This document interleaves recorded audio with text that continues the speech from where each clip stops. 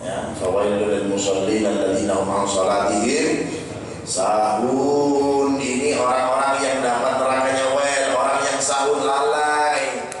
Sholat pikirannya kemana-mana, pikirannya ke pekerjaan, pikirannya ke anak, pikirannya ke binian, pikirannya belanja dan segala macam. Ini alladzina hum an salatihim sahun. Sahun itu sahih, lalai. Sholat tapi lalai pikirannya kemana-mana.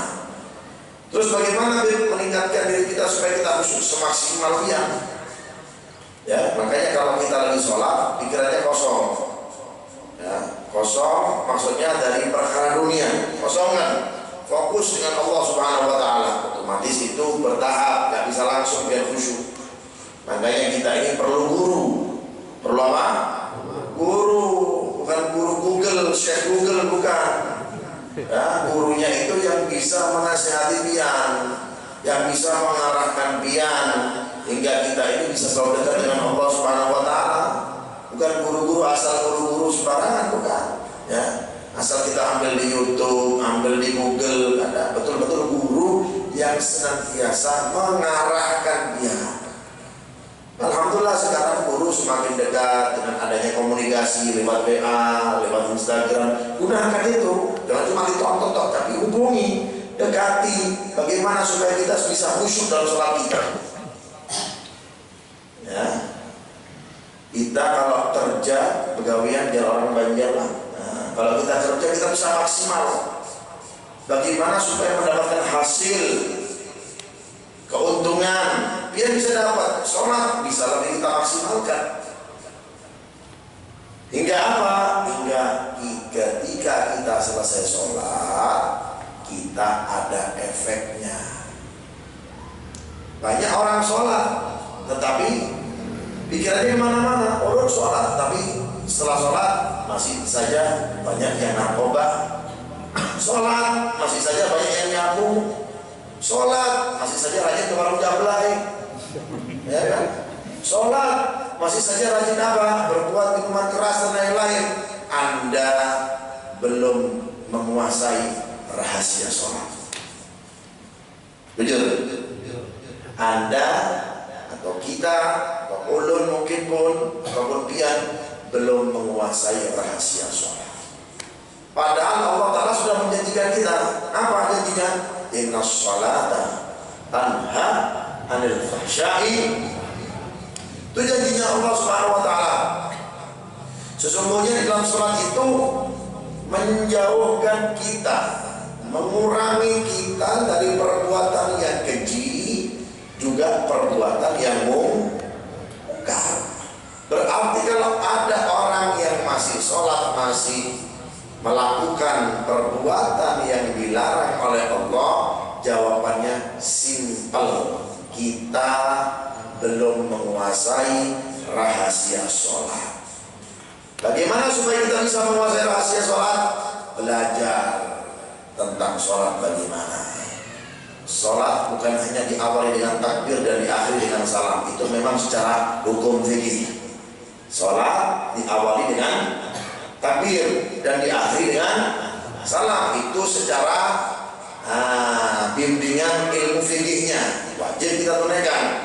Tapi di pertengahannya, di awalnya juga butuh kita ilmu supaya apa? Supaya kita ini bisa menguasai sholat. Ya, diceritakan ada sosok orang soleh yang bernama Sayyidina Ali Zainal Abidin, cucu Rasulullah. Anaknya Sayyidina Ali, anaknya Sayyidina Fatimah Az-Zahra. Sayyidina Ali Zainal Abidin ini belum saja sholat, ketika wudhu saja wajahnya itu sudah memerah. Merah wajahnya, bukan merahnya bukan dipukulin, bukan. Wajahnya bukan banyak ditempelin, bukan. Wajahnya merah itu kenapa? Ketika hendak mengambil wudhu berubah wajahnya. Ditanya oleh anak muridnya, Imam, wahai anak cucu Rasulullah, kenapa wajah dia berubah seperti ini? Kenapa? Ada apa ini? Maka beliau mengatakan, apakah engkau tidak mengetahui sebentar lagi saya akan menghadap kepada siapa? maka rasa takut ulun ini, kata beliau, yang menghantui ulun ketika akan menghadap kepada Allah Subhanahu wa Ta'ala. Itu masih wudunya, itu masih wudu. Kita saja wudunya kita bagaimana? Asal-asalan kita wudu, ya, cepet-cepetan alias wudunya koboi, ya, asal terus wudu. Wudu itu ada syaratnya, wudu itu ada rukunnya, ada metodenya, gak asal wudu. Makanya orang kalau sudah memperbaiki wudunya, ini cara memperbaiki sholat kita. Perbaiki wudu dulu yang pertama. At-tuhru miftahus sholat, was-sholatu miftahul jannah. Bersuci itu, wudu itu kuncinya sholat, dan sholat itu kuncinya surga. Jadi kalau kita sudah menguasai wudu, caranya wudu itu betul dengan syariat menurut ilmu fikih yang diajarkan oleh Rasulullah melalui para tabi'in, melalui orang-orang soleh, pasti sholatnya betul dan khusyuk. Lihat cara wudu dia. Tapi kalau sudah cara wudunya tidak betul, wudunya salah, melanggar syariat Allah, tidak tahu bagaimana niatnya dalam wudu, pasti sholatnya akan berantakan. Biarpun sholatnya kita berkali-kali, tidak akan merubah keadaan kita yang buruk. Naudzubillah min dzalik. Jadi caranya untuk kita bisa khusyuk, bagaimana memperbaiki wudu. Al wudu silahul mukmin. Wudu itu pedangnya orang mukmin. Ya. Kalau dia kemana-mana kan butuh tameng ya. Kalau dia naik motor supaya tidak masuk angin pakai apa? Jaket. Ya. Naik motor supaya aman, mana-mana bisa. Motornya harus apa? Ada bensinnya. Begitupun sholat. Ya. Kalau kita mau betul sholat kita, maka wudunya juga harus betul. Perbaiki wudunya, bagaimana niatnya diperbaiki. Ini harus kita perhatikan dulu wudu kita. Caranya bagaimana? Lihat yang diajarkan oleh Rasulullah SAW itu wudu. Cara membersihkan tangan. Ini ilmu simpel, ilmu gampang, tapi banyak orang melalaikannya. Batasnya wajah bagaimana, mencuci tangan itu sampai mana, mengusap rambut itu sampai mana, ya, kemudian membasuh kaki itu sampai mana. Kalau sudah betul semuanya, pasti sholatnya betul, kada berantakan. Jadi kalau sudah wudunya berantakan, sholatnya pasti berantakan. Berantakan maksudnya apa? Biar orang kan ikuti imam ruku, ulun ruku, imam fatihah. Maksudnya apa? Maksudnya biar ada khusyuk. Kalau sudah sholatnya ada khusyuk, keluar dari sholat tidak ada efeknya. Seperti minum obat, tidak ada apa? Tidak ada pengaruhnya. Biarpun dia datang ke dokter spesialis mahalnya luar biasa, rumah sakitnya mahal, tapi tidak ada efek, pengaruhnya buat apa? Kepingin cari obat yang murah meriah, tapi sekali minum jos langsung. Kita pengen wudu seperti itu, kita pengen sholat seperti itu. Sekali sholat langsung merubah diri kita. Inna sholata tanha 'anil fahsya'i wal munkar. Orang sholat bisa masuk neraka, apalagi dia sholat. Ya, makanya hati-hati. Ya, kalau kita ya yang sampai menteladurkan sholat, hati-hati. Apalagi orang yang suka menjamak-jamak sholat. Ya, banyak zaman sekarang di akhir-akhir zaman ini tidak ada sebab unsur bepergian, tidak ada unsur sakit, sakitnya pun asal-asalan. Kalau sakit bukan sakit sembarangan, ya. Kalaupun sakitnya sampai memang dikatakan dokter harus boleh menjamak, ataupun kalau terkena air sering-sering bisa berbahaya tubuhnya, boleh kita jamak, tapi jamaknya tidak sembarangan, jamak takdim saja, akhir tidak boleh. Ya. Orang menjamak sholat tidak ada unsur tertentu, tidak ada sebab tertentu. Dikatakan oleh Rasulullah SAW, "Man jama'a baina sholatain faqad kafar." orang yang menjamak dua sholat tanpa ada sebab, ya. Misalkan dia hendak duhur sama asar sama duhur, tapi dia tidak berlebihan, dia tidak sakit, sakitnya pun sakit biasa-biasa saja, sakit flu biasa, sakit batuk biasa, dia mau menggabungkan sholat tidak ada sebabnya, nggak boleh, haram hukumnya. Fakot kafar dikategorikan menjadi orang-orang yang tidak beriman, diikutkan kepada orang-orang yang kufur, yang kafir, na'udzubillah min dzalik. Jadi kalau ada datang ke tempat yang ada orang yang membolehkan jamaah sholat, jangan diterima ilmunya, ya, kecuali kalau dia apa? Musafirnya pun dilihat, kalau boleh kosor jamaah itu kalau musafirnya 80 kilo lebih, kalau kurang dari itu tidak boleh, mungkin jamaah saja boleh, tapi lebih baik ada, ya.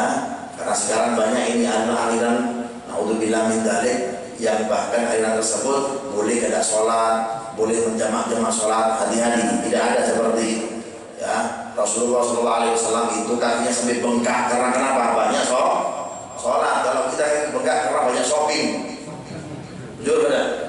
Kaki kita bengkak itu karena banyak jalan-jalan. Betul ibu-ibu lah. Ya, kalau Rasulullah SAW kakinya bengkak jarang madgadamai karena kenapa? Karena banyak sholat di Muhammad SAW itu.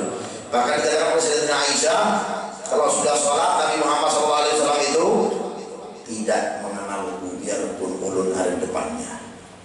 Kalau sudah sholat, datang oleh sholat, dapat perintah, ya, dapat panggilan, Bilal mengumandangkan azan, Allahu Akbar, Allahu Akbar.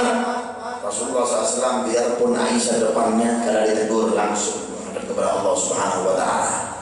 Kalau kita pikir dulu, ya, kalau ada begawian, ya kan nanti dulu deh sampai gak sholat, gimana mau berkah hidupnya, gimana mau tenang hidupnya, gimana kerjaannya mau akan lancar pun gak diberkahi oleh Allah Subhanahu Wa Taala. Karena kenapa?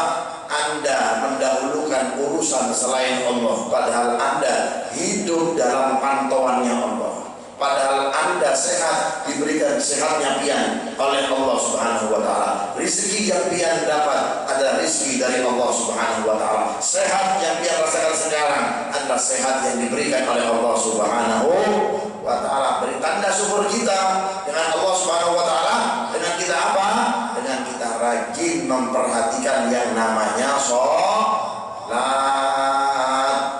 Bagaimana perkataan sholat bagi mereka yang selalu rajin sholat? Apa? Sholat itu bisa berbicara loh. Sholat itu bisa berbicara. Jadi sholat yang kita kerjakan ini sekarang ini barusan sholat apa tadi? Asar. Maghrib, asar sudah, ya kan? Tadi sholat apa kita? Maghrib. Sholat pun berbicara kepada kita sambil mengatakan apa? Hafidhakallah kama hafidhani. Sholat berkata, duhai orang yang sholat, terima kasih engkau menjaga ulun. Pasti urusan dia akan dijaga oleh Allah Subhanahu Wa Taala. Itu sholat mengatakan demikian. Kita nggak mendengar karena kuping kita, telinga kita ini apa? Banyak maksiat, banyak mendengarkan riba, mendengar kejelekan orang, mendengar rumpian orang. Makanya kita nggak dengar. Kalau perlu kita dengar, sholat kita tunaikan. Masya Allah. Makanya orang-orang sholat itu kan, kenapa kadang-kadang mereka itu kita lihat sejarah mereka, manaqibnya mereka, biografinya mereka itu banyak dari mereka yang menjaga sholatnya bahkan ribuan rakaat mereka sholat itu. Syekh Abdul Qadir Jailani itu dalam ceritanya sampai 700 rakaat. Karena kenapa? Karena mendengar sholat berkata. Kalau kita, kuping kita apa? Pekat. Apa kata orang Banjar? Ketulian. Pekat. Nggak dengar. Karena kita banyak dosa yang ketulian. Nah, rambut ini kan perlu hati-hati kita ini, ya kan? Perlu periksa hati. Iya, kalau ada kotoran, periksa hati, tembak, dikeluarin lah, ya kan? Karena banyaknya kotoran kita nggak dengar. Makanya orang-orang soleh kan nikmat dalam sholatnya. Karena kenapa? Mendengar dia.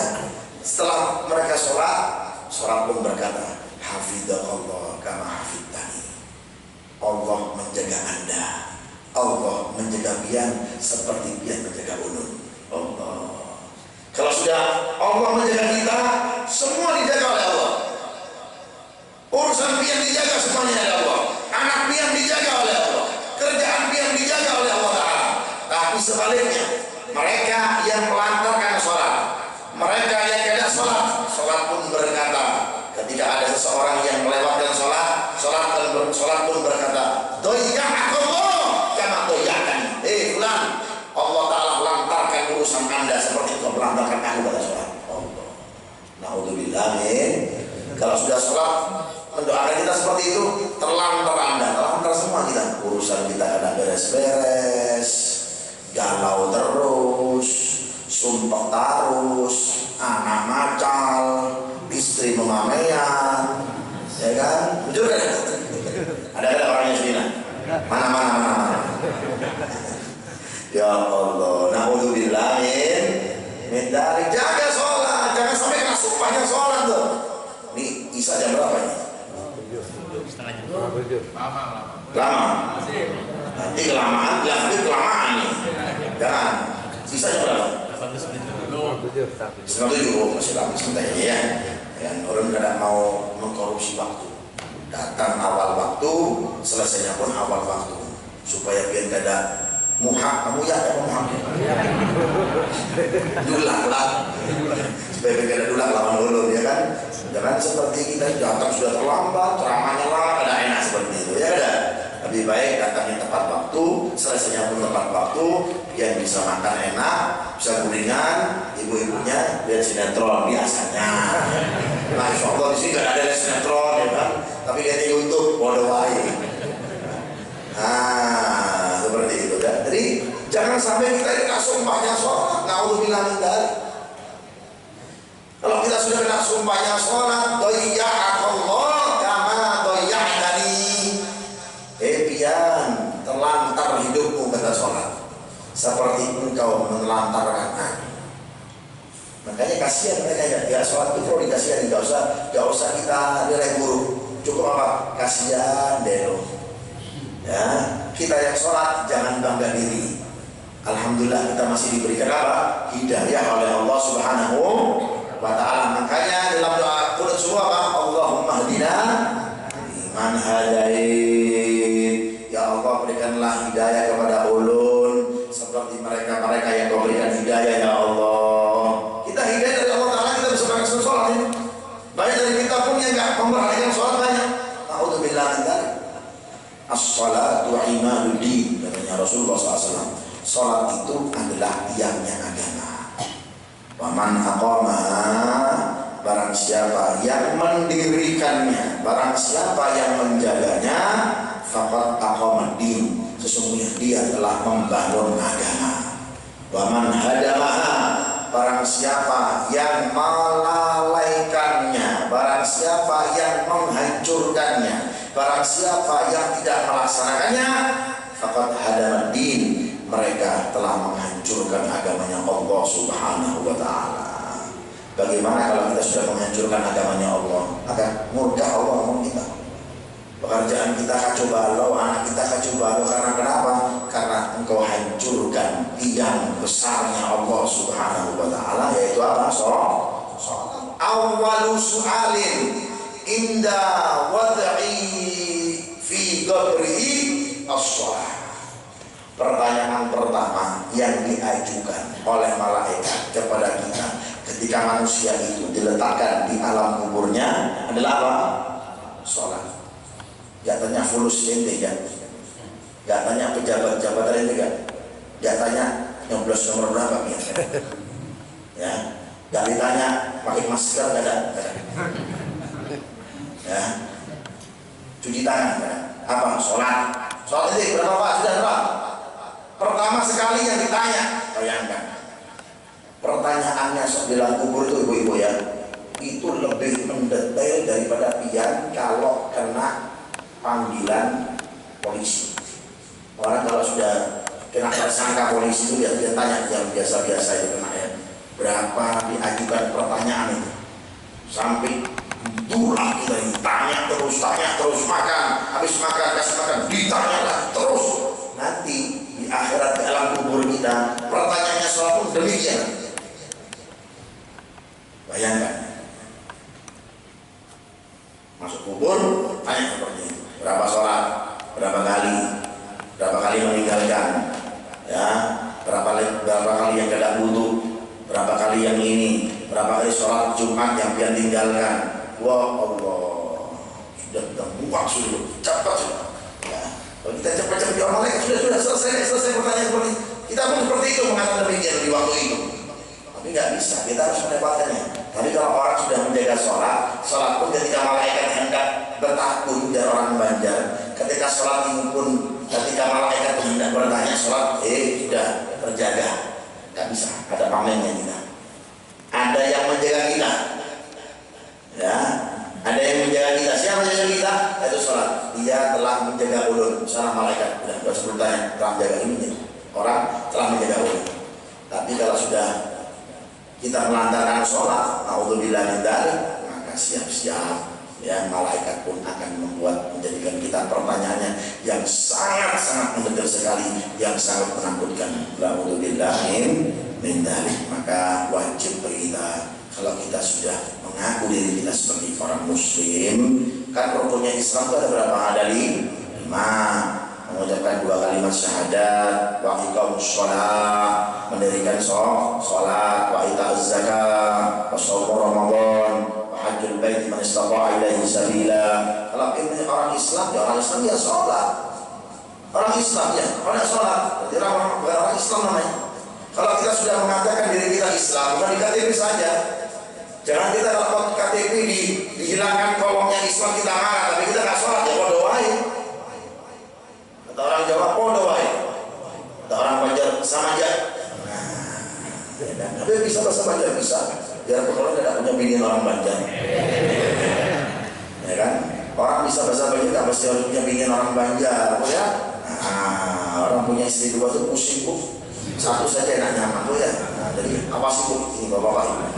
Ya, kalau seandainya HP-nya Anda sudah mulai terkunci, nah itu curiga itu, ya kan? Jadi kalau suami-suami HP-nya kalau sudah main kunci, nah sudah hati-hati. Ya kan, ini main-main di luar sana nggak tahu, makanya main-main bapak, ibu-ibu itu luar biasa. Ya seperti itu kita menjaga kita. Biar muslim, ya sholat nanti diajak berjamaah lagi, ditunaikannya dengan berjamaah seperti kita tunaikan tadi. Luar biasa, ya, orang berjamaah ini. Sholat, orang menjaga sholat, didoakan oleh sholat, menjaga perkara ulun, maka perkara dia akan dijaga oleh Allah. Bagaimana kalau kita berjamaah? Kalau berjamaah ini, kalau bisa Allah katakan pasti dikabulkan sholatnya, amin. Loh, kok bisa demikian? Loh, kenapa? Karena dalam riwayat disebutkan, di dalam riwayat ini, ya, dalam riwayat disebutkan idza shallu alaihim jamaah. Dalam riwayat disebutkan jikalau ada seseorang yang berkumpul di masjid, berkumpul di musola, melaksanakan sholat berjamaah semuanya, nadarallahu ta'ala ilal imam, Allah ta'ala melihat imam. Imam ini lihat dulu, nah imamnya siapa ini. Makanya orang jadi imam tidak sembarangan. Orang takut saja dari imam, kan? Orang takut karena yang pernah saya lihat adalah siapa? Adalah imamnya dulu. Bertanggung jawab imam ini harus segala macam. Ibarat apa? Ibarat pilotnya dalam masjid, ya. Makanya dia jangan sembarang-sembarang jadi imam. Tentang suaranya bagus, Bismillahirrahmanirrahim, bukan karena suara saja, bukan. Karena pertanggung jawabannya pertama adalah imam, dia itu imamnya. Allah Ta'ala arsalul malaikah, Allah Ta'ala mengutus malaikat, ya malaikatku lihat imamnya itu terlebih dahulu, ya kan?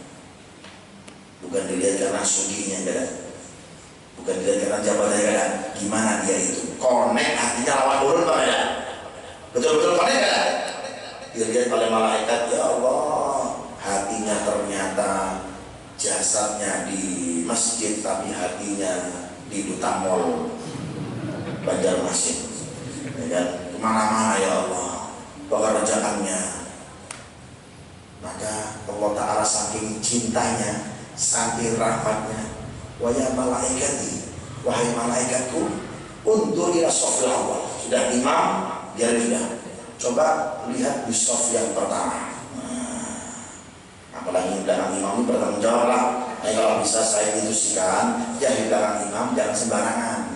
Ini karena pengganti imam ini. Kalau imamnya batal, harus tahu bagaimana cara menggantikannya. Ada hukumnya dalam fikih Pak, hukmul istikhlaf. Hukum menggantikan imam ketika imamnya apa? Batal. Ya, misalkan imamnya batal, cara menggantikannya harus tahu. Jangan tolak-tolak ya. Silakan ayo batal. Gak bisa seperti itu. Masa di dalam sholat sudah gini, ya kan? Sudah Allahu Akbar, batal imamnya, batal sholatnya. Jadi harus mengerti tanpa diisyarat belakangnya apa? Di belakangnya imam harus tahu sudah caranya menggantikannya bagaimana. Tanpa imam harus, ayo ganti. Kayak ayam goreng gitu namanya. Kayak ayam kampung, ada. Jadi sudah tahu sendiri bahwasanya dia akan menggantikan posisinya apa? Posisinya imam, serap lah ban serapnya. Dalam mobil itu ada ban serapnya enggak?